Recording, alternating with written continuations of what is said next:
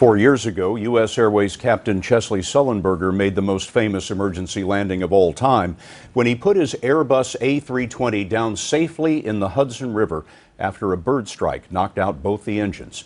Sully is now a CBS News aviation consultant.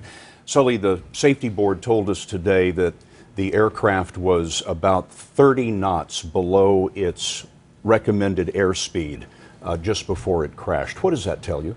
It's a very large deviation, especially for an airplane at such a low altitude. It's going to be important for the investigators using all their human factors knowledge to try to figure out not only what happened, not only how it happened, but why it happened. How do you get 30 knots below your airspeed? Many of the things they'll be looking at when they investigate this is whether fatigue was involved. This was an overnight flight of 10 hours or so from Seoul. These pilots were on their body clock about 3:30 in the morning Seoul time when they're landing at 11:30 in the West Coast.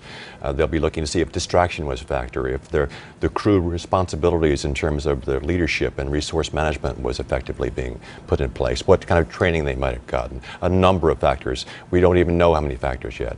These aircraft, and the 777 in particular, are so wondrously advanced in terms of their technology.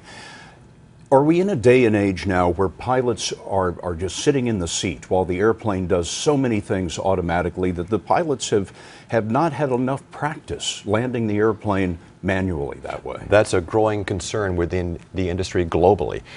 But what we must remember is that each of these airplanes, no matter how sophisticated, is at its core an airplane. It must still be flown and flown well by human pilots.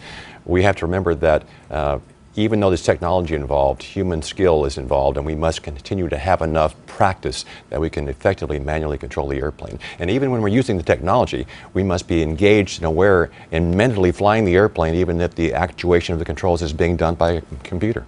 Sully Sullenberger, thank you very much. Thank you, Scott.